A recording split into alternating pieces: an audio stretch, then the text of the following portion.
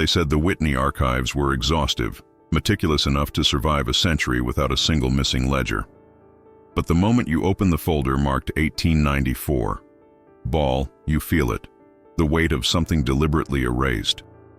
A name circled in the margins, a note that shouldn't exist, and a silence heavy enough to suggest that someone powerful once feared the truth it contained.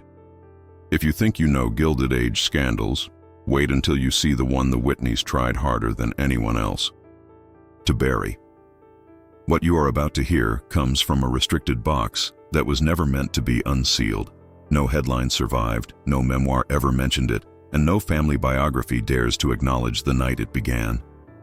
Yet between financial statements, guest lists written in calligraphed ink, and the orchestra's payment log, there is a fracture, a contradiction so small it would disappear to anyone who wasn't looking for it. But if you trace it carefully, if you follow the ink and the gaps, it leads to a ballroom in Newport where the air glittered with ambition, where every alliance was priced, and where a single forbidden glance threatened a dynasty older than its marble walls. The Whitney Mansion in the summer of 1894 was not simply a summer residence. It was a statement carved into stone. A fortress of old money authority built at a time when the American elite feared nothing more than unpredictability, markets rising too fast, new fortunes rising even faster, and marriages that could either seal empires or dissolve legacies. Inside its grand hall, under chandeliers imported from Paris and a fresco commissioned to resemble those of Venetian palazzos, the family hosted a ball designed to reaffirm their position at the top of Fifth Avenue society. Everyone in attendance understood their role. Every photograph taken that night captures only the surface, the satin gloves, the poised smiles, the illusion of order. What none of them saw, or what they refused to see, was the moment one of the heirs stepped out of that order. A rumor survived in a diary fragment, a line half erased. She listened too closely to the music. A receipt shows an unusual increase in payment to one violinist. A servant's note describes a disturbance near the orchestra, and in the official archive, 3 pages concerning staffing for that evening are missing, cut cleanly, not torn. Why would a family known for perfect record-keeping allow such gaps unless those pages documented something that had to be destroyed? Witnesses were reassigned within a week. Newspaper reporters who attended the ball noted an unusual tension but never elaborated. And the internal correspondence that should list staff promotions instead lists transfers, fast, quiet, unexplained. Pieces of this story survived only because someone forgot to burn a margin. Someone left a ledger under the wrong category. Someone decided that a circle of ink didn't seem dangerous at the time, but the danger was real, and the consequences reached far beyond the ballroom. Have you ever heard a story like this hidden inside a Gilded Age mansion? This channel exists to reveal what the elite tried to erase, so follow these halls carefully, before their shadows swallow what remains. Because once we step into that ballroom together, you'll see why the Whitneys were willing to destroy an entire archive to keep one forbidden moment from surviving the century. The deeper you follow that first circled name in the 1894 folder, the more the rest of the archive begins to feel staged, as if the Whitneys curated not only their public image, but their very memory. In the Gilded Age, families like theirs treated reputation as a financial instrument, more fragile than stocks, more volatile than railroad bonds, and far costlier to restore once damaged.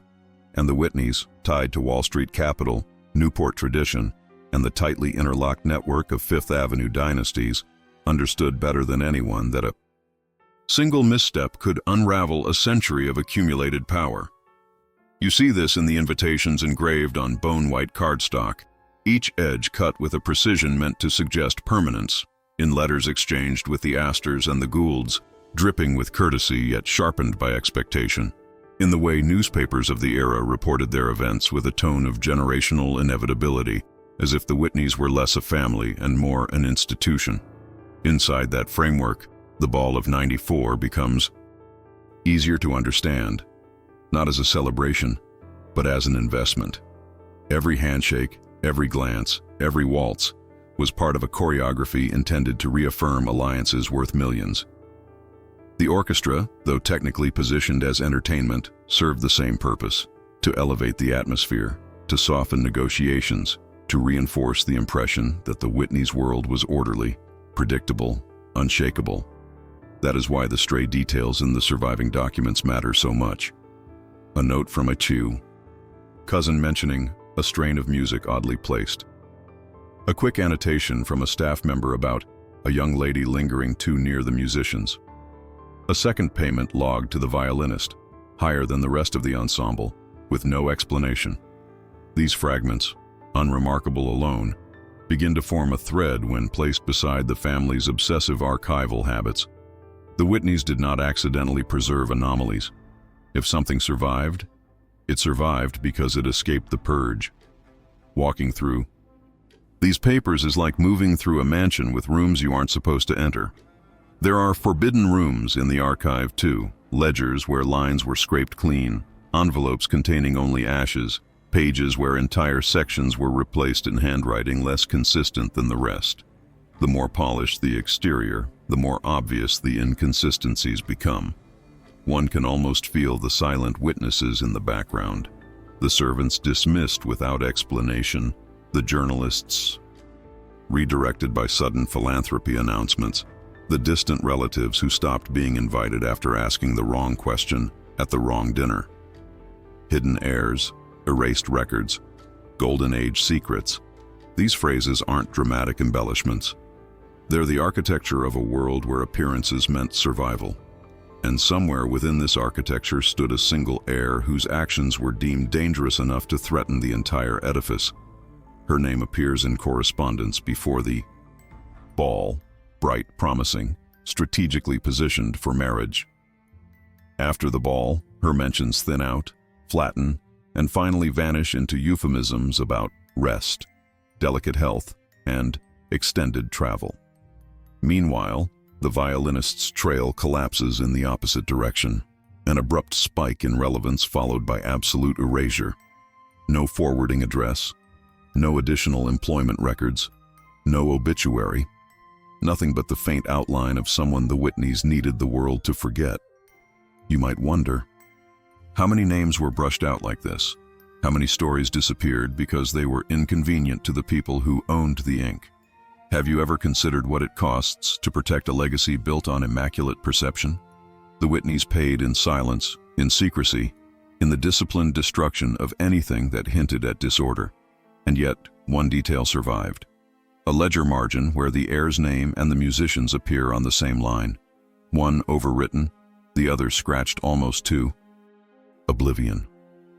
Only the pressure of the original writing remains.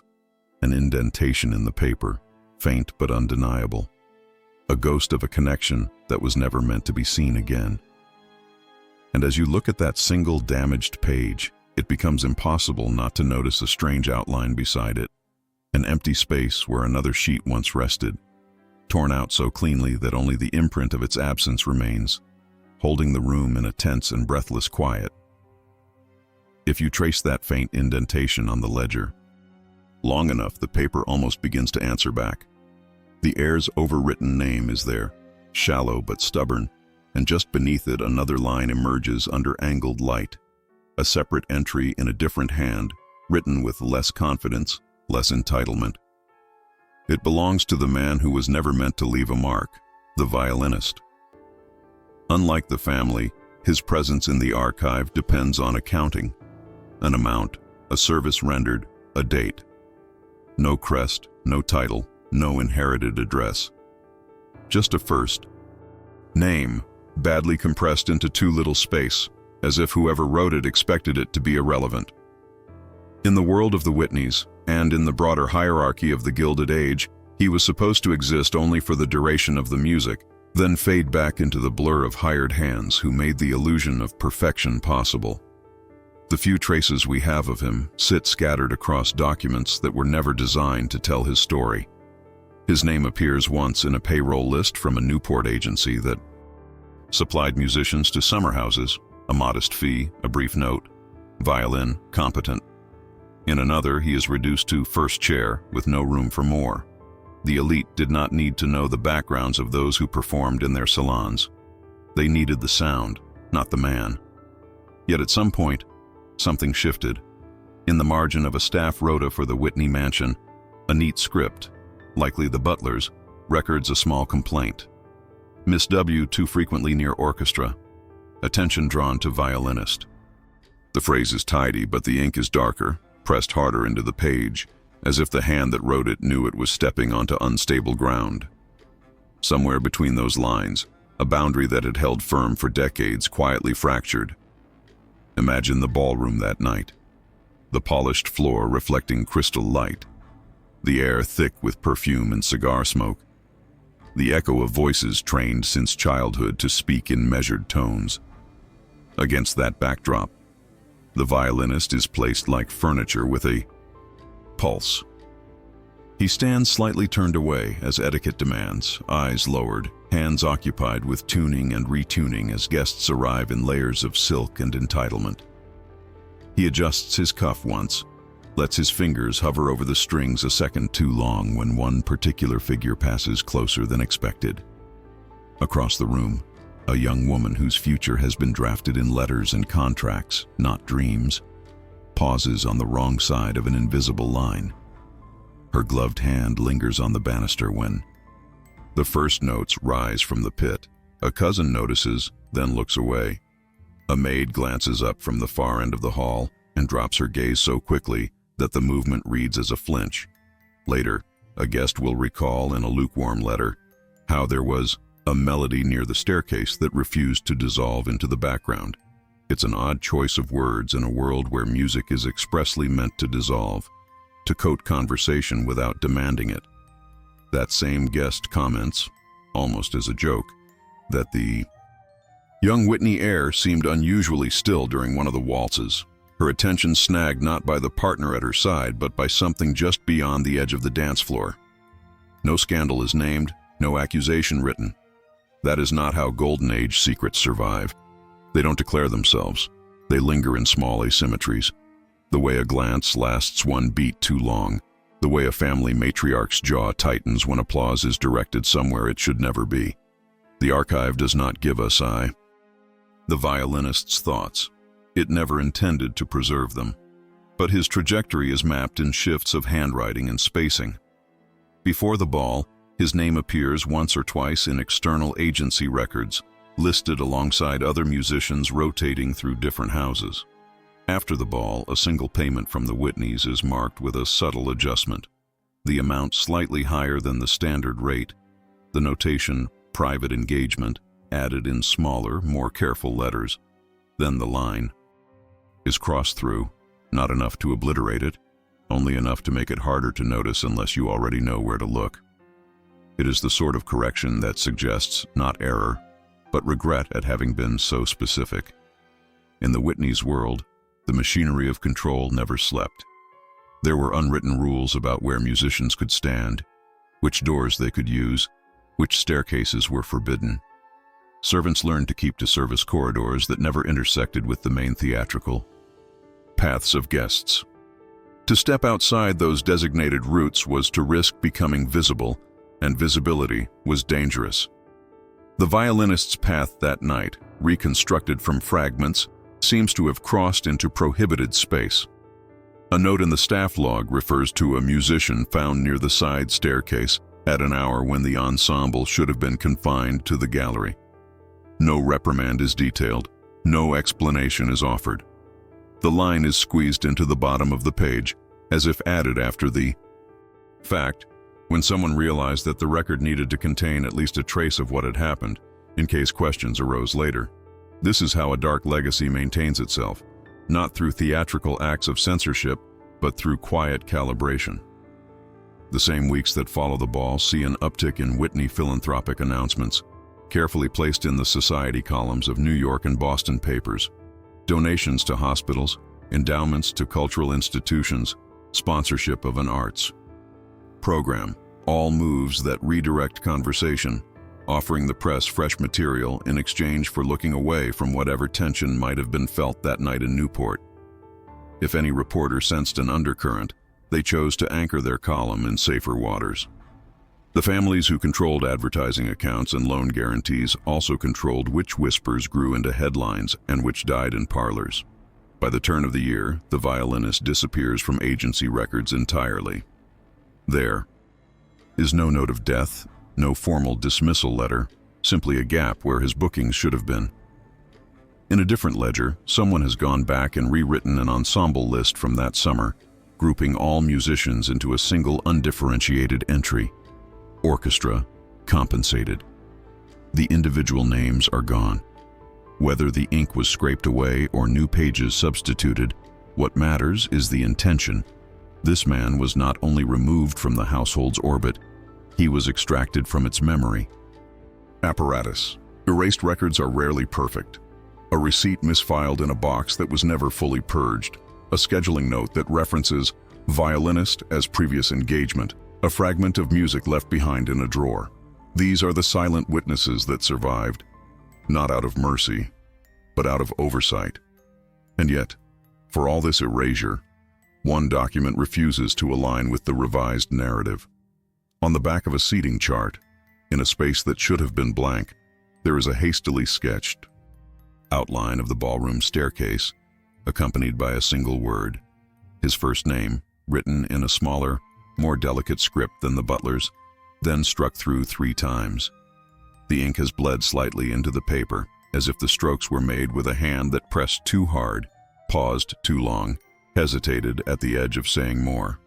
When you hold that page to the light, the staircase drawing glows faintly, and the crossed-out name floats over it like a shadow that the official story still cannot fully smother, leaving the room suspended in a silence that feels less like forgetfulness and more like a warning. There is a moment, if you line the surviving documents up in the right order, when the music stops being background and starts behaving like evidence. It begins with something deceptively small. A folded note from a lady's companion, tucked into the back of a personal diary decades later. The paper is brittle now, its edges browned, but the ink still clings to the strokes. She left the balcony during the second waltz, not with her partner, toward the musicians. In the codified world of the Gilded Age, that one sentence already sounds like a breach. The balcony was where heirs and suitable matches were meant to be seen, framed against chandeliers and frescoes, not where anyone expected them to abandon choreography and walk toward the people paid to disappear into sound. From the gallery where the orchestra was set, the view of the ballroom was meant to be partial, by design. Musicians watched the conductor, not the guests. Their task was to fill the space without crossing into it. That night, however, something in that invisible barrier shifted. A later entry in a guest's diary mentions the Whitney heir, leaning dangerously far over the rail during an interlude, her gloved hand resting on the carved wood as the violin section rehearsed a phrase just under the accepted volume. The guest doesn't give it weight, records it almost idly between remarks about gowns and the temperature in the room. But the image lingers, a young woman anchored to the architecture of privilege, pausing as if the official conversation has lost gravity, drawn by a sound not meant to claim her. The reconstruction of what follows comes from places where scandal wasn't supposed to leave fingerprints. A line of social gossip written weeks after the ball, a remark buried in a letter from one housemaid to another, and, more telling than anything, a change in handwriting inside. The Whitney household logbook. It appears that at some point, perhaps between the 3rd and 4th set, the heir did something no one had rehearsed for. She stepped down from the elevated area reserved for the family and their peers and allowed herself to be seen on the same plane as the orchestra. No fanfare, no announced intention, just a subtle rerouting of her steps. 1, 2, 3, away from a cluster of young men selected as appropriate prospects and toward the line of dark coats and polished instruments at the edge of the polished floor. Witnesses, of course, would later erase themselves from the story. Servants who might have stood near the side doors developed a lifetime habit of not recalling clearly. The lady's companion who wrote the note never showed it to the family, but the traces of that movement survive in small descriptive choices. One mentions the way her skirt brushed the floor more audibly than usual, because she did not pause to adjust it for display. Another references an odd stillness among the musicians when she came too close, the bowing arms tightening as the conductor gave a discreet, correcting nod. For a few measures, the hierarchy of the room seemed to waver. A woman raised to embody the Whitney name occupied the same narrow path as a man who owned nothing there but his talent and the fragile space his music carved out in the air. No dialogue from that encounter is recorded. The archive stays loyal to its preferences. Objects, not voices. But a corner of the ballroom plan bears a tiny mark in pencil, near the lower portion of the grand staircase, with 2 initials beside it, hers and the first letter of his name. The initials have been rubbed almost away, leaving only shadows in the paper fibers. Whoever tried to erase them did not count on raking light and patient eyes decades later. That penciled hesitation suggests proximity at the very least. Her pause on the stair, his presence at the foot of it between sets. Perhaps an exchanged glance, perhaps a brief greeting that crossed class lines by a fraction too much. In the logic of the era, the specifics mattered less than the fact that they occurred at all. For families like the Whitneys, the ballroom functioned as a stage where Golden Age secrets were kept not by silence, but by overwhelming noise, laughter, music, the rustle of silk. A dance outside the script threatened to expose the stage directions. A heretic step, even if no words passed between air and o.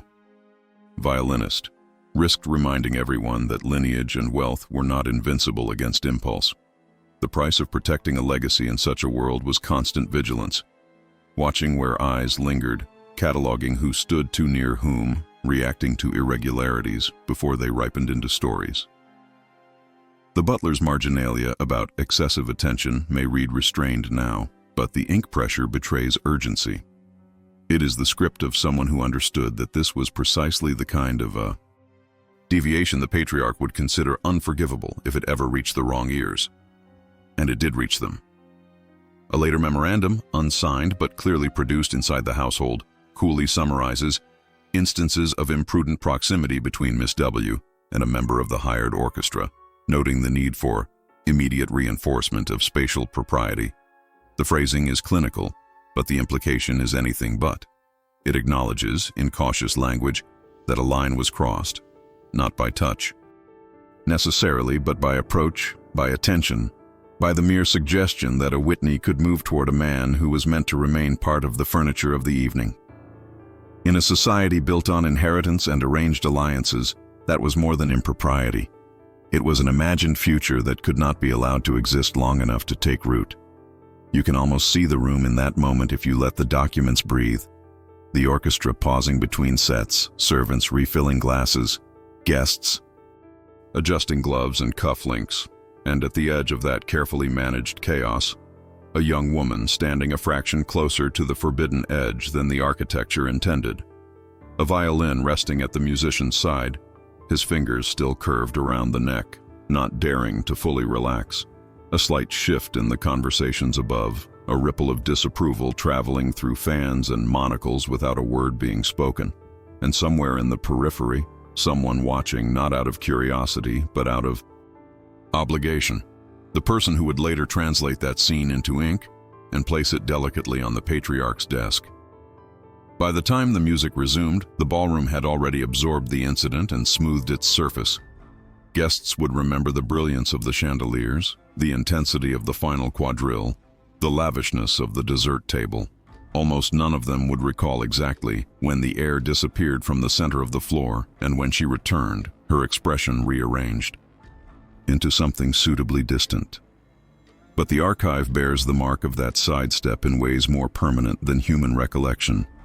The memorandum about imprudent proximity ends with a recommendation written in a tighter hand, to be discussed with the head of household without delay. And beneath that, in a different ink, a single stroke cuts sharply across the line, as if someone, at some later date, tried to cancel not the event itself, but the very record that it had ever been serious enough to document. By the time the memorandum about imprudent proximity reached the patriarch's desk, The music from that night existed only as a distant echo. The ballroom had been swept, candelabras extinguished, servants reassigned to quieter tasks. What remained was paper. The head of the Whitney family did not deal in waltzes. He dealt in language, numbers, and the precise calibration of risk. The morning after the report was delivered, the study doors stayed shut longer than usual. Inside, the curtains were drawn just enough to keep direct light off the documents, but not enough to plunge the room into gloom. It was a working darkness, the kind in which Golden Age secrets were weighed against balance sheets and genealogies. On the blotter in front of him lay a short stack, the memorandum, a seating chart with a faintly rubbed pair of initials, and a folded note in the butler's careful script. No accusation appeared anywhere on the page. There were no hysterics, no language of passion or scandal. Only phrases that belonged to the vocabulary of damage control, misjudgment, unnecessary familiarity, recommendation of immediate correction. In the logic of the Gilded Age, that was enough. The patriarch's hand hovered over the memorandum for a moment, fingers resting on the edge as if feeling the grain of the paper, then reached instead for a fresh sheet. He would not annotate the report. That would dignify it. He would produce his own document, one that addressed not the incident itself, but the machinery surrounding it. The letter to the house administrator is almost painfully dry. Preserved in the archive, its ink has barely faded. It opens with a note of appreciation for the overall success of the recent Newport gathering and then moves, without any visible segue, into a list of necessary adjustments to staffing and protocol. The language is cold, but each sentence has a pulse if you know where to look. Further attention should be paid to the distinction between guest circulation and service placement. Members of hired ensembles are to remain strictly within designated areas for the duration of their engagement. Please review and revise all standing instructions related to contact between family and staff. The heir is never named. The violinist is never mentioned. Yet between these lines, you can hear the faint scrape of a boundary being redrawn with more force. A separate memorandum, marked private, went to the family's attorney in New York. We only know its contents because a copy was filed where it should not have been, misshelved in a box of routine tax correspondence. The tone there is different, still controlled, still formal, but sharpened by the awareness that reputation has legal dimension. There is mention of potential vulnerabilities if misinterpretations of recent events were allowed to circulate, references to existing contracts, marriage arrangements under quiet negotiation, investments tied to other old families watching the Whitneys as closely as the newspapers did. The attorney is asked to consider how any suggestion of impropriety might be exploited by rivals, not out of moral outrage, but as leverage. The threat is not romance, it is renegotiation. This is where the dark legacy of such dynasties reveals itself most clearly. Protecting the Whitney name meant protecting its value, its ability to secure loans, partnerships, heirs. A compromised daughter could mean a broken alliance, shifted dowry, a closed door in another estate's drawing room. The patriarch had lived long enough in the Gilded Age to understand that scandal rarely remained personal. It infected ledgers, boardrooms, and ballot boxes. In that context, a young woman stepping down from a balcony toward a musician was not a small breach. It was a fault line. And the man trained for decades to ensure clean successions and unchallenged inheritances reacted exactly as the archive suggests he would, by tightening his grip on everything he could still control. In the household expense book, his response takes on a quieter, more revealing form. Pencil marks appear in the margins during the weeks after the ball, tiny crosses beside certain names in the staff list, question marks next to wages that had remained stable for years. One or two entries are followed by a terse review in a different hand, likely the administrator's. The pattern is unmistakable once seen. Staff who were stationed near the ballroom. Doors near the staircase, near the orchestra's corner that night. Those are the names that acquire annotations first. A chambermaid, transferred to city residence. A footman, no longer required. The notation, one musician to be omitted from future engagements, appears without a name. as if even mentioning his role again posed a hazard. The weight of secrets in this house is measured in these silences. The people closest to whatever passed between heir and violinist become almost automatically silent witnesses or disappear from the record altogether. No dismissal letters survive for them. If they existed, they were not preserved in the family's carefully curated archive. In their place, we find only gaps. Household staff lists that jump from March to August with no explanations. Payrolls in which totals adjust downward, but the breakdown of who was paid and who was cut has been summarized into a single lump entry. Erased records are rarely accidental in a world that prided itself on documenting every expense down to the last candlestick. Beyond the walls of the mansion, another layer of response was already in motion. The same patriarch who revised his staff quietly reached for the tools the elite had perfected: philanthropy and narrative management. Within weeks of the Newport ball, notices begin appearing in the society pages about new donations from the Whitneys to hospitals and cultural institutions. A small gallery in the city receives a gift, a music school is funded in part by a family long committed to the arts. These gestures, while not unusual for the period, take on a different hue when placed beside the internal memoranda. It is as if the family is speaking loudly in public about their virtue, hoping the volume will drown out any rumor carried on softer voices. The press, of course, obliged. Families like the Whitneys bought advertising, sponsored events, sat on boards that decided who got access to what information. If a columnist had heard a whisper about a moment at Newport, it would have been easy enough to trade that story for better access later, or for a more flattering quote about a new wing at the Met. Newspapers in the Gilded Age were not neutral observers. They were participants in the same dance, paid in prestige and proximity. Whatever almost happened between a Whitney heir and a hired musician, it never made it into print. The record of it retreated into the forbidden rooms of the family's internal correspondence, where only those with keys and the courage to use them could find it. All of this, the letters, the penciled notes, the philanthropic announcements, circles one decision: where to apply pressure first. In a scenario like this, hidden heirs are the nightmare, scandal the storm, but the violinist is the loose thread. The patriarch did not need to understand his motives to recognize his vulnerability. A man with no name in the yearbooks, no crest on his stationery, no attorney on retainer was infinitely easier to move, silence, or vanish from the formal narrative than a daughter bound by blood to the lineage. The house could close ranks around the heir, reinterpret her behavior as naive, nervous, in need of rest and guidance. The musician, by contrast, could be written out like an unprofitable line in a ledger. When you look at the final version of the household accounts for that season, that is exactly what you see. Where earlier drafts itemize orchestra, individual fees, the consolidated copy reduces the entire ensemble to a single phrase: music services rendered, settled. The separate line that once carried the violinist's name does not survive intact. Under oblique light, you can just make out where an extra entry used to be, now overlaid with thicker ink, drawn into the body of the generic charge.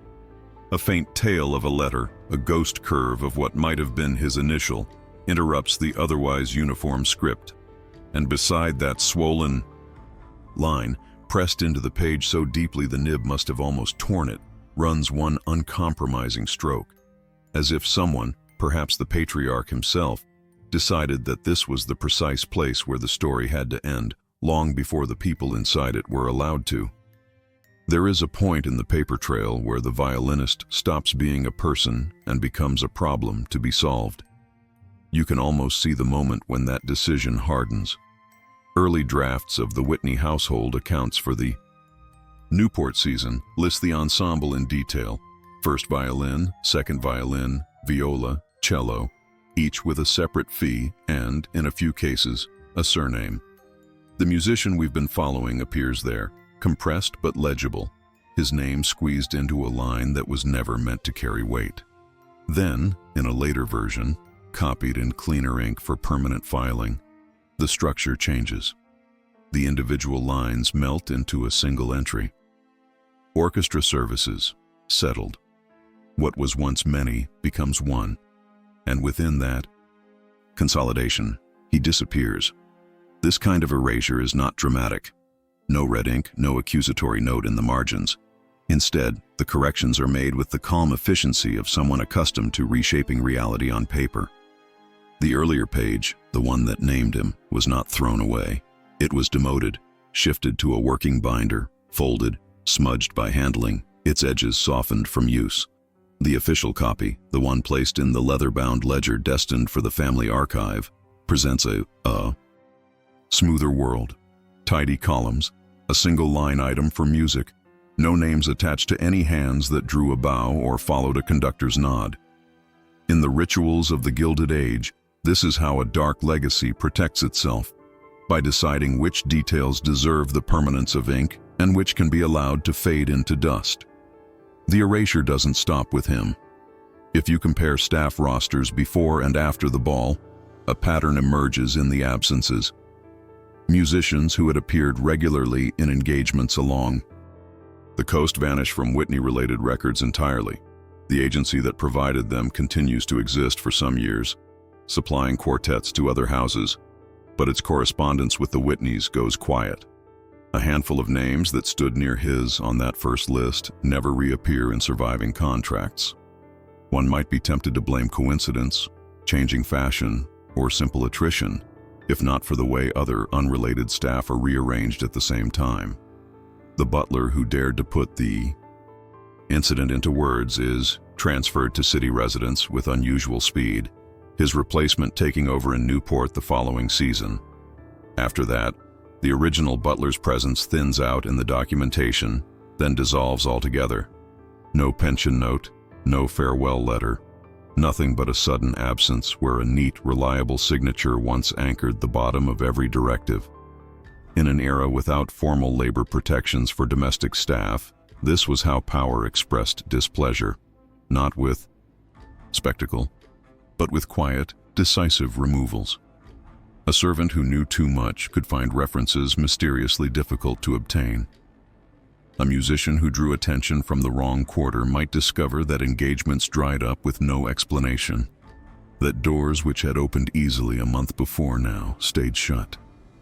In the invisible economy that ran parallel to the visible wealth of the Whitneys and their peers, reputation floated on rumor and silent signals. A single word from a house administrator, a raised eyebrow from a patron, could render someone effectively unemployable without a single written accusation ever being made. It was a system designed to leave as few traces as possible, a network of silent witnesses trained to forget. The archive aligns with this logic. Public-facing documents, donation announcements, guest lists, building plans are preserved in pristine condition, ready to showcase the family's place in American high society.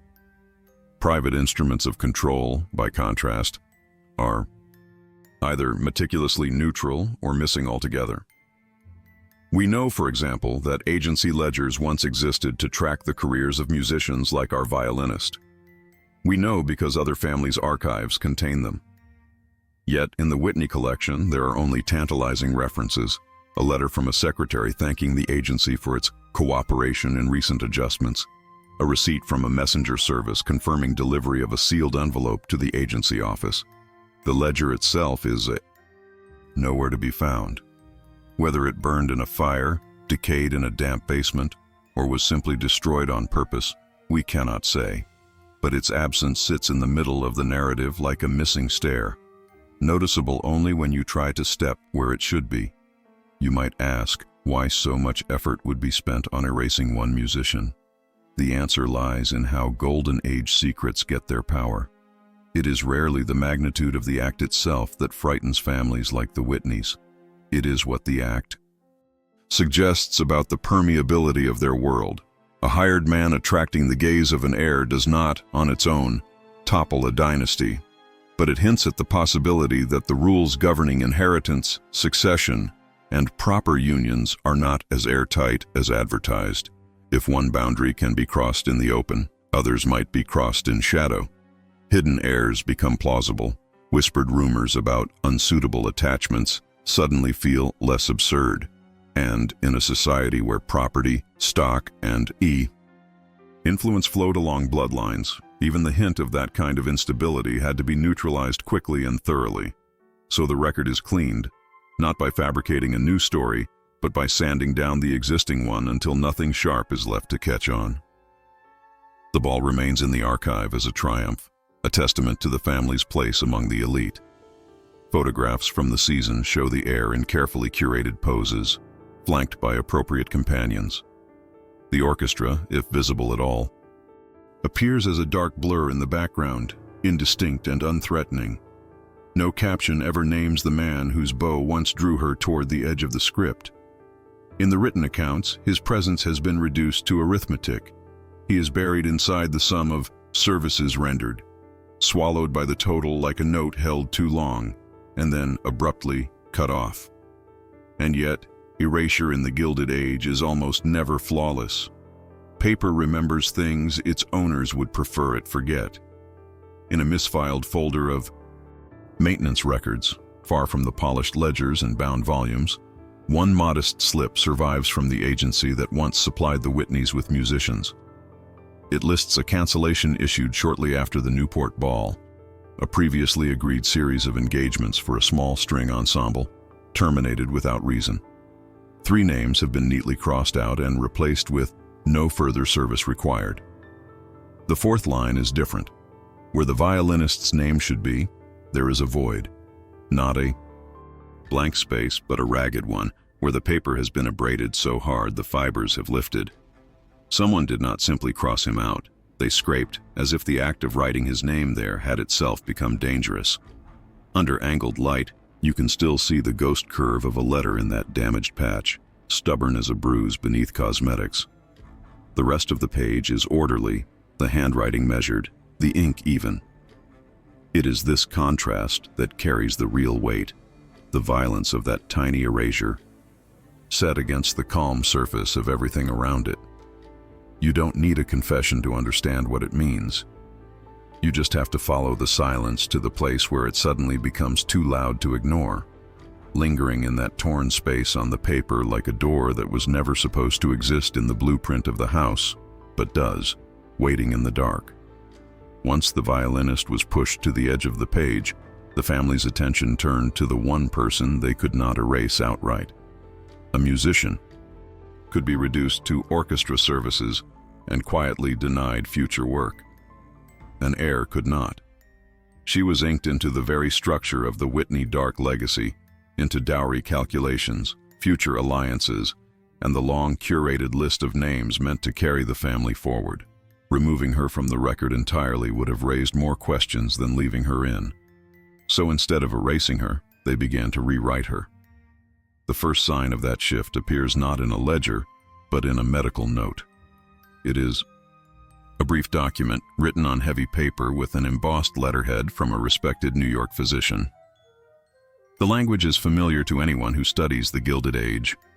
Nervous exhaustion, emotional strain, rest and distance from undue stimulation recommended. No event is mentioned, no man, no ballroom. But the date sits uncomfortably close to the night of the ball, and the patient's surname leaves no doubt as to who is being described. The report suggests travel, a change of air, perhaps. Europe, perhaps an extended stay with relatives in a quieter setting. At a time when women's inner lives were often medicalized for convenience, such prescriptions were a socially acceptable way to remove someone from a dangerous context without ever acknowledging what that danger actually was. In the weeks that follow, the family correspondence takes on a new rhythm. Letters to cousins abroad reference a sudden need for respite and a temporary fragility in the heir's disposition. Words like delicate and overwrought begin to appear where previously there had been promising and accomplished. The shift is subtle, but it is deliberate. Rather than admit that the rules governing contact between Whitney blood and hired hands might have been questioned, the narrative is redirected. The problem is not with the system, but with her ability to endure it. In this version of events, she is not a young woman who stepped toward another world. She is a patient whose nerves failed under the natural weight of her station. Inside the mansion, this reframing shows up in the schedule. Invitations listing her as a confirmed presence at dinners and charity events are amended in pencil, regrets indisposed. A music teacher's invoice, regular for years, stops abruptly with a final note. Lessons suspended at family's request. The piano in the morning room is still tuned, but fewer pieces are played. Servants who once saw her moving through the corridors at specific hours now recall that her footsteps became irregular, then rare, replaced by the habit of closed doors and muted voices. Sometimes a trunk appears in the hallway, open for a day, its contents rearranged and then removed. Travel plans, revised and revised again. It is in her own writing, however, that the fracture becomes hardest to look at. Only drafts survive, sheets never sent or copies kept back, bearing her hand in ink that grows more cramped as the pages turn. They are addressed to no one by full name. My dear, to the one I am not meant to address again, to the person who must never be seen near this house. The family archive did not preserve these letters to honor her. They likely survived because they were intercepted, folded into a bundle by someone who considered them dangerous enough to keep under watch rather than destroy outright. In them, she circles around an absence without naming it, referring to the one who should not have been visible, to music I am no longer allowed to hear, to the distance they insist is necessary for the sake of what must be inherited. This is where Golden Age secrets reveal one of their most consistent patterns. Instead of allowing any suggestion that their own rules might be flawed, elite families pathologize deviation. A daughter who hesitated in an arranged match could be labeled unstable. One who resisted could be sent away for rest. Another who followed her own preferences, however cautiously, might find her entire emotional life recoded as illness. The language of physicians, sanatoriums, and rest cures became a convenient instrument of control. The diagnosis did not need to be accurate, only socially legible. In the Whitney case, nervous exhaustion accomplished what a direct prohibition never could. It turned the heirs' removal from Newport and from the social circuit into an act of concern, even sacrifice rather than punishment. The broader machinery around her moves in predictable ways. Notices of her presence at public events grow sparse. In their place, the newspapers begin to mention other relatives, other prospective brides, as if gently nudging society's gaze away from the branch of the family tree that has become unstable. The same press that might have whispered about an unusual attachment now has fresh copy about art acquisitions, building projects, and carefully staged philanthropies. It is easier to talk about a new wing at a hospital than about why the Whitney daughter's name has quietly slipped from column after column. The family did not need to silence every reporter. They only had to offer them more interesting, safer stories to tell. Behind those public maneuvers, the house itself adjusts to her altered status. A room at the top of one of the side staircases, once listed in inventories as Miss W's sitting room, is reassigned in a later document simply as upper storage. Furniture is moved out, then back in, but of a different kind. Trunks, crates, a wardrobe with no mirror. The servants' route is altered so they no longer pass that door in their usual circuits. In one set of floor plans, the room still appears, labeled delicately. In a later copy used for renovations, that same space is left blank, as if the architect had been instructed that nothing of interest lay there anymore. On paper, the house begins to forget that she ever occupied that corner at all. Through it all, the heir herself exists in the record like someone seen through heavy glass. And doctor's note registers improvement with distance. A relative overseas writes to commend the family's firm yet compassionate handling of an unfortunate sensitivity. There is talk of rearranging her marital prospects, perhaps with someone less central to the network of alliances, someone who could absorb a diminished reputation without causing too much structural damage. In one draft letter never sent, she marks out a line with such force that the nib tears the paper. They would rather call me ill than admit I was ever capable of choosing. The sentence remains legible beneath the crossing, stubborn in its refusal to be fully swallowed by the ink. The logic is cruel, but consistent. In a world built on carefully managed bloodlines, it was easier to conjure an illness than to acknowledge desire that crossed assigned boundaries. Hidden heirs were the nightmare scenario. Overly emotional daughters were far easier to explain away. Medical files could be locked in cabinets. Travel arrangements could be framed as restorative. A young woman's withdrawal from society could be described, as it often was, as a symptom of over-refinement, of nerves too finely tuned for the strain of modern life. All of these explanations kept the system intact. None required the patriarchs of the Gilded Age to ask whether the system itself might be the source of the damage. If you stand in the Whitney archive long enough, you begin to notice how often her name appears only to be qualified, redirected, or slowly faded out. Early documents pair it confidently with the family surname and, sometimes with another, the tentative outline of an advantageous match. Later ones let it hover alone, surrounded by caution. And then, in one slim folder, mislabeled among estate inventories, you find a list of portraits sent out for restoration in the early 20th century. Most are described in neutral terms: landscape, gentleman with dog, group at seaside. One entry stands out: family, group, young lady to be softened, background to be darkened. There is no explanation, no artist's name, no attached photograph. The portrait itself does not sit with the others on the main gallery walls.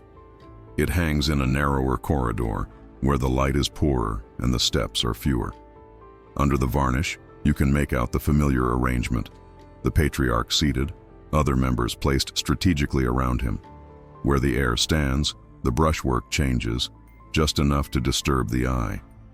Her features seem less distinct, the lines of her face blurred in a way that no amount of age alone can justify.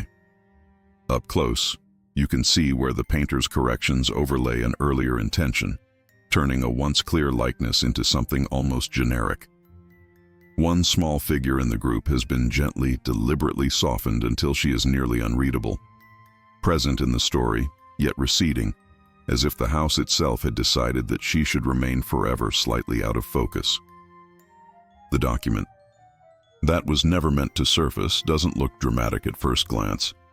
It arrives in your hands as a thin stack of onion skin pages, clipped together with a rusted fastener, the letterhead belonging not to the Whitneys themselves, but to the discreet law office that shadowed their Gilded Age dealings.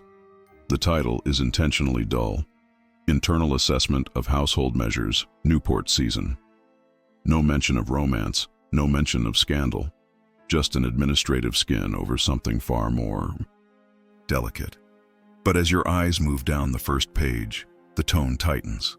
The language shifts from general housekeeping to incidents requiring consideration, and a phrase appears that does not belong in any ordinary report. One musician found in an inappropriate position relative to family member. No music, no staircase, no heiress or violin specified by name. Only that clinical distance, as if the writer were trying to hold the event with tongs. Beneath that line runs a column of names: staff, categorized into neat roles: footmen, maids, stewards, cooks. Some are labeled retained, others released, a few transferred to alternative placement. Each word is both verdict and sentence. The butler's name is circled once and tagged with reassignment, city residence. 3 musicians are grouped under no further engagements recommended. The violinist is not identified explicitly, but the context closes in on him like a noose. Particular attention to the member of the orchestra who drew notice during recent gathering. Ensure non-recurrence by all reasonable means. All reasonable means is legal language designed to sound moderate while leaving the method entirely open. That is where erased records and silent witnesses begin. Inside phrases that seem harmless until you translate them back into lives. Farther down, the report shifts from personnel to space. The authors note that access to the eastern wing containing the music room and private sitting areas is to be restricted during future entertainments, and that The room where Miss W has previously received musical instruction should remain closed to non-family at all times. In other words, the architecture itself is being rearranged to keep memory from retracing its steps. Doors that once opened easily now require keys. Corridors that once allowed a casual crossing between worlds now belong firmly to one side of the class divide. The mansion grows new forbidden rooms, not through walls of stone, but through policy and written order. When a house begins to close sections of itself to its own story, you know a line has been crossed that money alone cannot comfortably justify. The second page of the inquiry takes on a colder edge.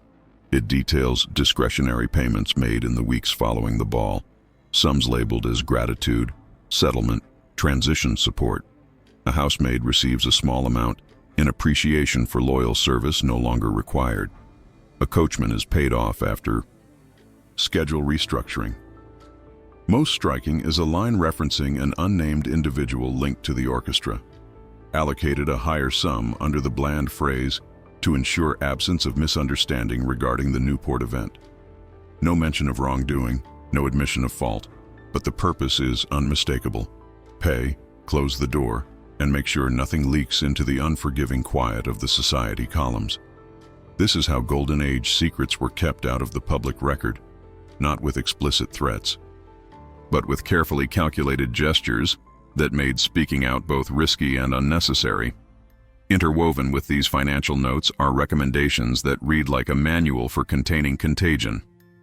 The attorneys advise that household instructions be amended to clarify the consequences of overfamiliarity, and that future hiring practices for musicians and staff take into account both character and discretion, not solely competence. There is a suggestion that a trusted intermediary remind the press of the family's long-standing philanthropic commitments should any misguided speculation arise. The formula is painfully familiar to anyone who studies the period. Adjust the staff, tighten the access, redirect the public narrative, and rely on the imbalance of power to keep those at the bottom from contesting the version of events endorsed at the top. In that calculus, the price of protecting a legacy always falls on those whose names can be removed from the page without shaking. The foundations of the dark legacy itself. As you read, it's difficult not to think of the people whose voices never appear here. The heir reduced to a household factor requiring management. The musician transmuted into a member of the orchestra. The servants distilled into headcounts and severance figures. The report acknowledges them only as potential vectors of risk, never as individuals with memories that might diverge from the official script. The authors write as though time is on. They're sighed as though burying this assessment among account statements and insurance correspondence will be enough to let it dissolve into the general murmur of Gilded Age paperwork. It raises an uncomfortable question that reaches past the Whitneys and into every old house with a private archive. What would you do if you found a file like this buried between routine ledgers? Sign your name to the discovery, or quietly slide it back where you found it and walk away? The last page of the inquiry is where the unease crystallizes. Its lower half has been blackened by heat. The edges curl inward, and the ink near the margin blurs into an indistinct haze.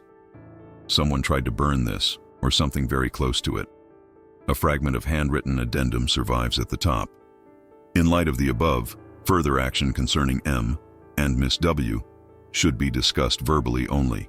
No additional written account is advised. The sentence breaks off just before the final word, swallowed by the charred O. Border. Whatever specifics were once outlined there have been literally turned to smoke. Yet the decision to stop committing this part of the story to paper at all remains perfectly legible. When you close the file, the damage becomes even more apparent. The folder around it is thinner than it should be. Its metal prongs strain slightly, as if they once held more weight. On the spine of the volume where it was misfiled, a faint, darker stripe runs down the center, the residue of something that burned close but not quite enough to finish the job. And inside, at the heart of an otherwise tidy sequence of years and events, this singed report sits like a door that does not appear on any blueprint, half open on a corridor the family spent an entire century insisting did not exist. When you spend enough time inside a family archive like this, you learn that what's missing can be louder than what remains. It starts as a small discomfort, an index that lists more items than the shelf holds, a ledger whose page numbers jump as if the book flinched. In the Whitney collection, those jumps are not random. The year of the Newport Ball, 1894, shows the cleanest fractures. A heavy register of household accounts moves from page 212 to 215, with no sign that anything was ever between them. The binding is tight, the stitching intact. There are no ragged edges, no torn scraps. Whoever removed those sheets knew how to do it without leaving scars where an untrained eye would look.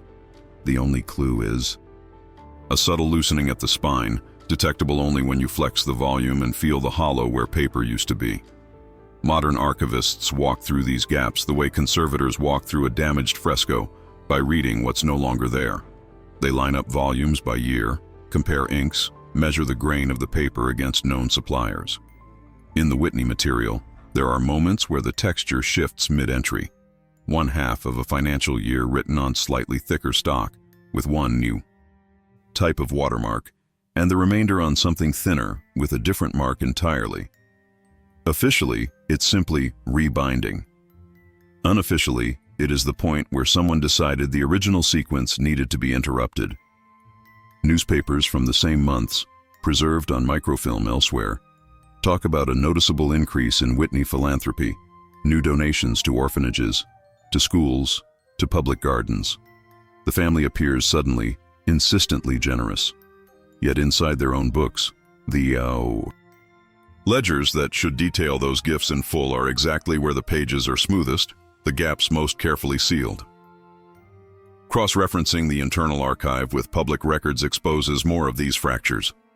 A society letter written by an acquaintance describes the heir as strangely dimmed at a winter gala, noting how she stood in the background while other young women took her former place in the center of the room. The letter survives in a separate collection, here, within the Whitney papers. The guest list for that same gala has been revised. On one draft, her name appears in the original copperplate, flanked by the families she was meant to orbit. In the final version, the one that made it into the formal ledger, a neat line has been drawn through it, and no explanation is offered. Instead, a cousin's name has been inserted above in slightly fresher ink, assuming her position by proxy. It's a small change, but in the rhythm of the records it lands like a cough in a silent room. What becomes clear the deeper you go is that the encobrimento was never about a single night or a single romance. You don't erase just a musician, you erase the whole chain of documents that could prove he was ever more than a line item. You don't simply soften a daughter's portrait, you adjust every mention of her so that nothing sharp remains to catch on. The Gilded Age had no shortage of tools for this work. Law firms that specialized in restructuring estates knew how to rewrite wills so that hidden heirs became impossible to verify. Bankers understood which files could be quietly reclassified as duplicate and destroyed. Even charitable foundations funded by fortunes like the Whitneys served as a kind of fog, drawing attention to civic virtue while the more problematic papers quietly thinned on private shelves. For archivists, these strategies show up as patterns rather than confessions. Boxes labeled correspondence, 1890-1895, that mysteriously begin in 1891 and end in 1893. Estate inventories that mention trunks of miscellaneous papers which no longer exist in any vault. Handwritten indexes at the front of volumes listing entries that never appear, their reference numbers leading nowhere. Here, a notation reads, "Household incident, see memorandum, August 1894. But there is no August memorandum. The next surviving document is dated October and speaks only of ongoing efforts to preserve the family's standing in Newport and New York. Whatever laid you between has been cleanly, deliberately cut out of the frame. The physical signs of removal are sometimes almost intimate. On one bound volume, a thin crescent of soot darkens the top edge, as if the book spent time too close to a flame. The pages inside, however, are unburned. Another ledger bears faint impressions of writing that no longer exists. Ghost lines pressing up from where a sheet once rested against them, the pressure of a stylus recorded in negative. Under raking light, you can make out the rhythm of a sentence, but not the words. It is like standing in a forbidden room where the furniture has been taken away, but the marks on the floor still show where it stood. The result of all this careful subtraction is a narrative that flows smoothly on the surface. To a casual visitor, the Whitney story remains one of taste, influence, and benevolence. A family whose name appears on museum plaques and hospital wings, whose parties are recorded in elegant sepia-toned photographs.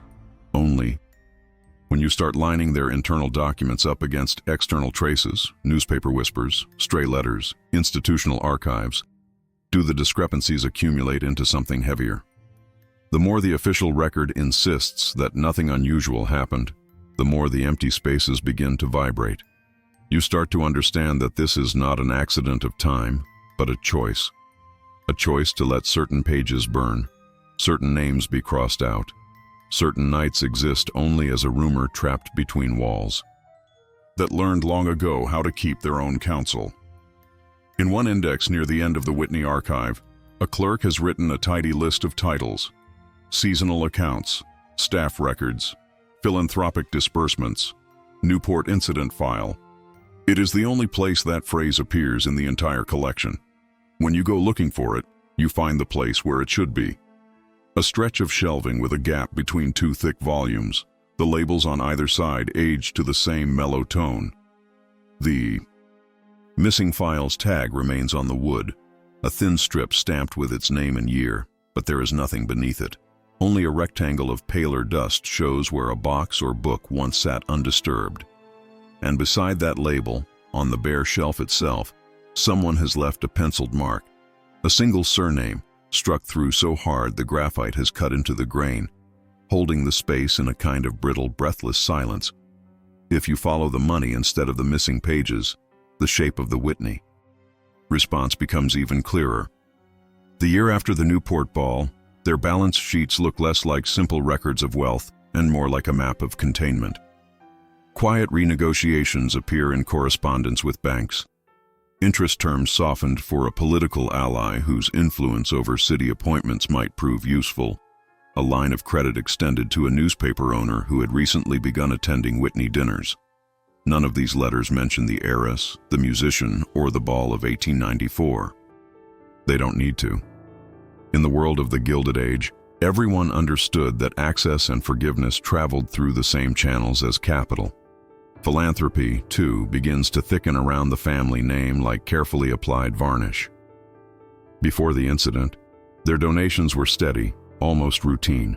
Subscriptions to cultural institutions, annual gifts to charities that fit the image of cultivated benevolence. Afterward, the pattern sharpens. A wing in a hospital is funded in honor of the Whitney commitment to public health. A music school receives a substantial endowment. The press release emphasizes the family's belief in discipline, refinement, and the proper place of art in society. That phrase might sound bland now, but in context it reads like a rebuke encoded in public virtue. They are not sponsoring wild, romantic inspiration. They are underwriting controlled performance. Every plaque bolted to stone, every program printed with their name, helps drown out the story. They cannot afford to let surface. At the same time, marriage negotiations for the heir slide into a colder register. Draft contracts preserved in a lawyer's archive, separate from the Whitney's own, show discussions of a match with another old family, one whose fortunes were solid but not dazzling. The terms are cautious, laced with clauses about inheritance contingencies and behavior expectations. Her name, where it appears, is accompanied by phrases like under care and subject to family. Oversight until union is formalized. The groom's side, sensing something unsaid, presses for assurances, guarantees about dowry delivery, about public conduct, about the absence of past entanglements that might surface to the detriment of either house. The language never mentions love, only liability. In this calculus, Affection is irrelevant. What matters is how tightly one can seal a potential leak in the structure of reputation. Newspapers, always hungry for narratives, are steered toward safer drama. Instead of whispers about a curious heir on a staircase, society columns gush over the scale of Whitney entertainments, their art purchases, their participation in committees for museums and opera houses. The same editors who might have been tempted to run a blind item about a young lady too fond of the orchestra find themselves offered exclusives on gala openings and access to private collections. In an era when advertising and patronage could make or break a publication, it was rarely necessary to threaten outright. The economics of attention did the work. Stories that would have complicated the family's image simply found no room on the page. All of this, the contracts, the gifts, the dinners, the silences, adds up to a simple reality. Preserving a name at that level of society was never abstract. It had a price, tallied in both currency and people. A musician's livelihood quietly canceled. A butler's career diverted into obscurity. A daughter consigned to years of rest and carefully managed appearances. The dark legacy of these houses isn't just the secrets they kept, but the lives they were willing to bend or break to keep them. It is easier, after all, to sacrifice one heir's autonomy than to admit that the entire system of inheritance might be fragile. Easier to erase one man from the record than to acknowledge that the distance between balcony and orchestra was never as wide as advertised. From a distance of more than a century, the ledger lines and stone facades can make it seem as though the strategy worked. The Whitney name endured. The mansions, at least the ones that survived demolition, stand as museum pieces or coveted real estate.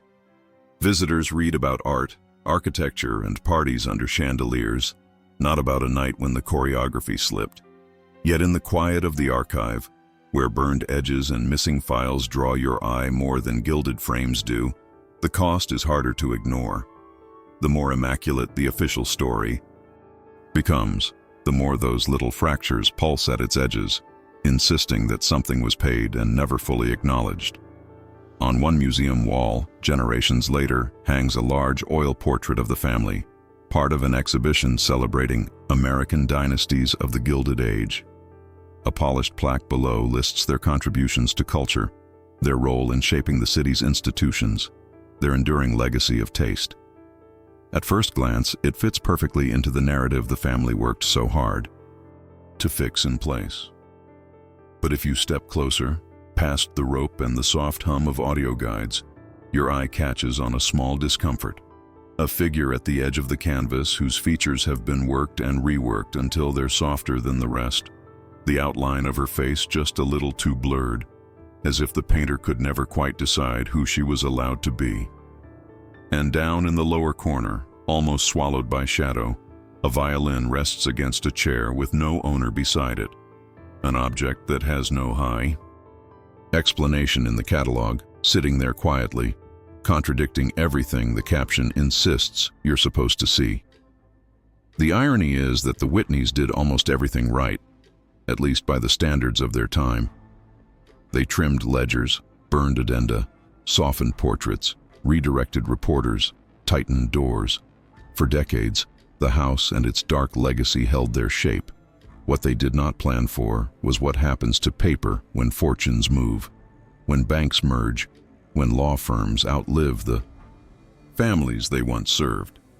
The secret they designed to stay sealed in a private mansion eventually slipped its way into rooms with fluorescent lights and metal shelving, places where Whitney is just another label on a gray archival box. The trail out of the Gilded Age begins, as so many of these stories do, with a bank acquisition. In the mid-20th century, a regional institution that had long quietly managed private safe deposit vaults for old families was swallowed by a larger corporation. Its ledgers and client files were consolidated, duplicate boxes were flagged for review, anonymous holdings, no longer attached to active accounts, were transferred to a cavernous storage facility outside the city. For years, nobody opened them.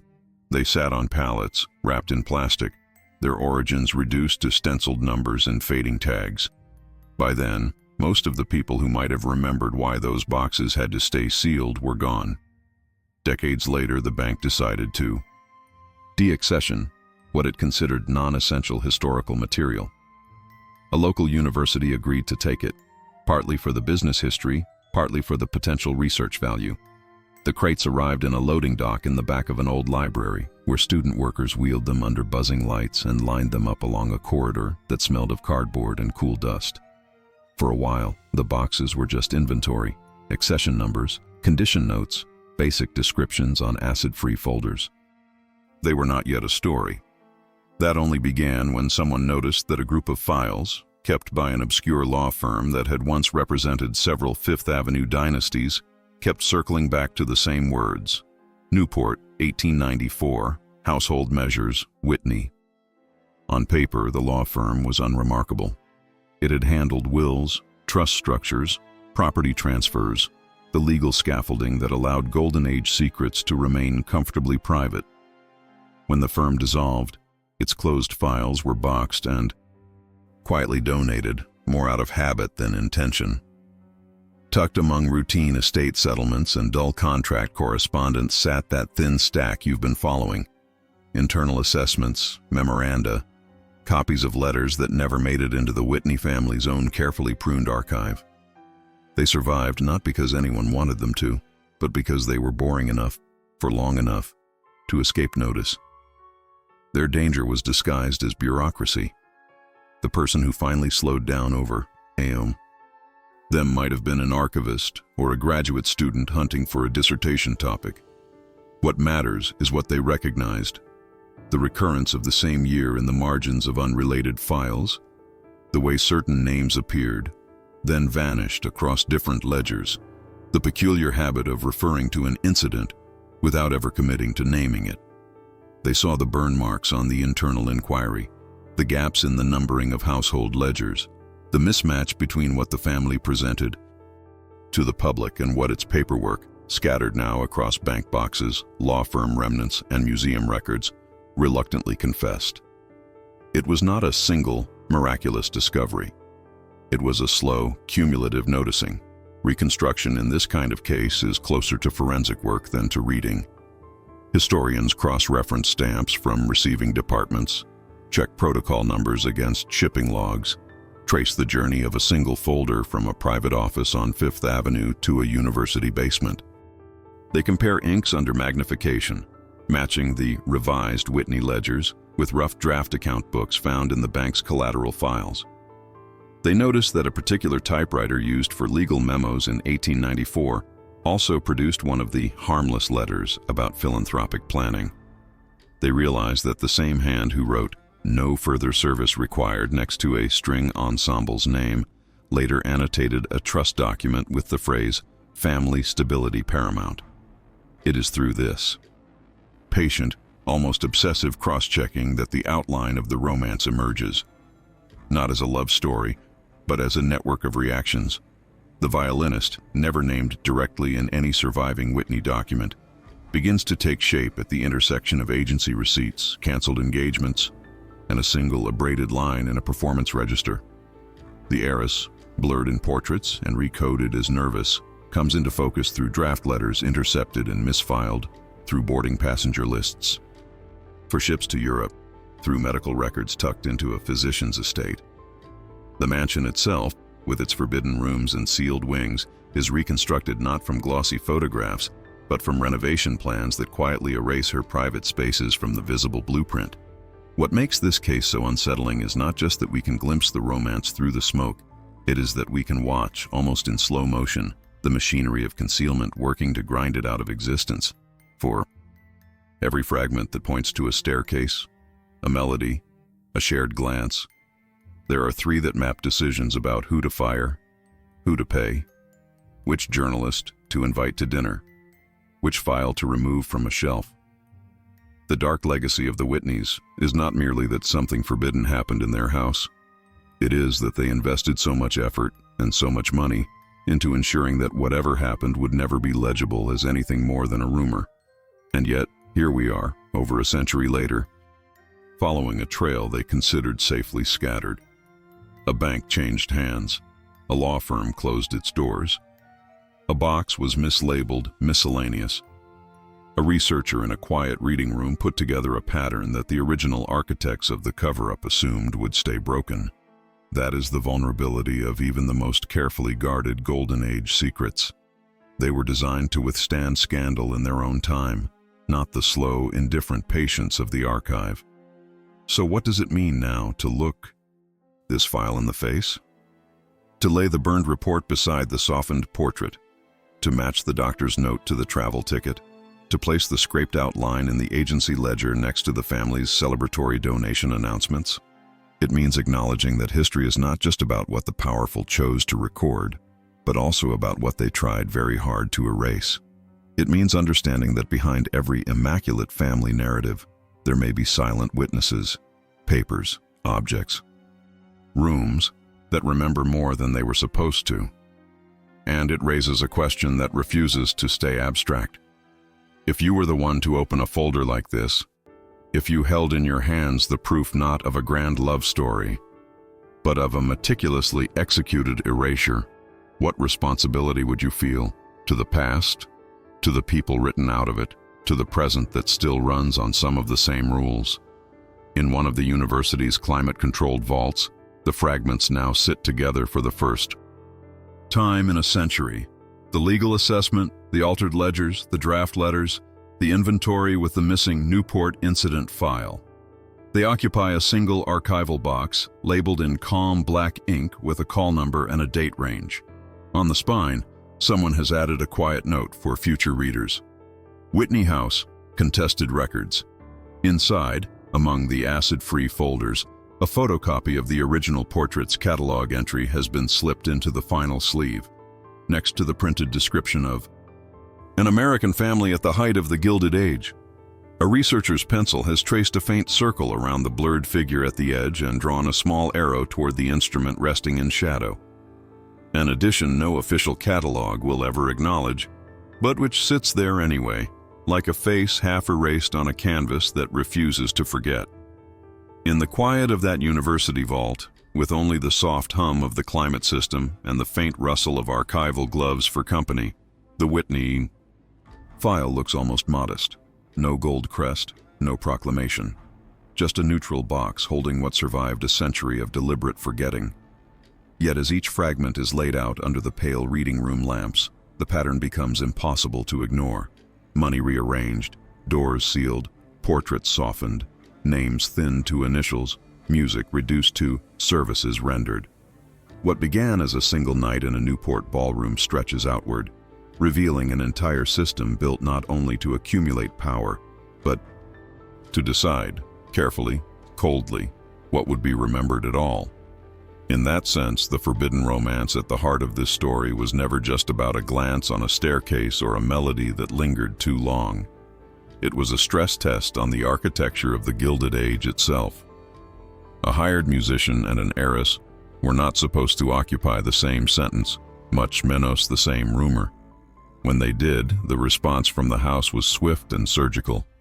Erase the man, recode the woman, tighten the staff, purchase the silence, burn the pages that spoke too plainly. The result is what we see now.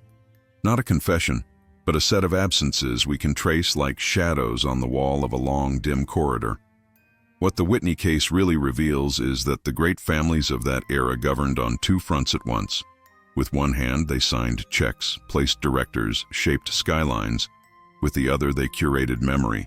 What entered the archive, what was reduced to ash, which misstep was medicalized, which rumor was redirected toward charity banquets and museum galas. Their real currency was not only capital, but narrative. A name could withstand a bad investment. It could not, they believed, withstand the suggestion that the order of the world, the distance between balcony and orchestra, might be less permanent than the marble under their feet. Seen from today, across a century and a half, this reconstruction is less a romantic revelation than an X-ray. We are not looking at a love story neatly recovered from the past.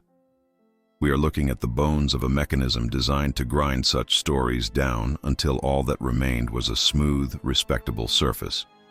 The fact that we can follow it at all, through burned edges, broken page numbers, mismatched ledgers, is a testament not to the family's weakness, but to the stubbornness of paper, ink, and the human habit of leaving traces in places we never meant anyone to search. And so the question turns quietly toward us. If you stand in front of that blurred portrait, if you notice the unattended violin resting in shadow at the edge of the frame, if you trace with your eyes the outline of a door on an old floor plan that never appears in the tour brochure, what do you do with that knowledge? You are not the patriarch, the heir, or the musician. You are the one holding the file they designed to keep you from ever seeing. If you wish to keep examining what the elite tried so carefully to erase, stay close. There are still many doors in these halls that were never meant to be opened. Here, in this channel between archive and screen, the investigation does not end when the credits fade.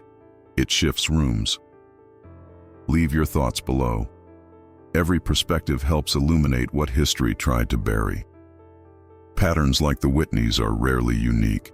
They echo across other mansions, other dynasties, other forbidden rooms where ledgers were trimmed and heirs were gently pushed out of focus. Sometimes it is a single overlooked entry that unlocks an entire corridor of erased records. Sometimes it is the way a face disappears from photographs while the name on the museum wall remains. If this story resonated with you, let us know. It tells the algorithm these forgotten halls are worth exploring again, and in a strange, modern way, that same logic of visibility and silence still governs which histories rise and which sink back into the dark. The Whitney file stepped into the light because someone chose to linger on a detail others ignored. The next case may depend on that same kind of attention. A viewer who notices, a reader who refuses to take a polished narrative at face value. There will be other archives, other corridors, other dynasties whose immaculate reputations were built over seams just as fragile as this one. Some will lead us to hidden heirs, others to vanished staff, to mansions where entire years seem to have slipped between the floorboards. And if you're willing to step deeper into the shadows, the next chamber awaits. Staying with us so that you're here when the next sealed door finally opens is how this work continues. Quietly, methodically, one recovered fragment at a time. Because in the end, what the Whitney case leaves behind is not a definitive answer, but a warning. The grander the facade, the more determined the effort to decide which stories survive behind it. Some secrets survive only because those who feared them left no one to tell the truth. And yet somehow, the paper they tried to silence kept a kind of memory of its own, waiting for someone someday to turn the key.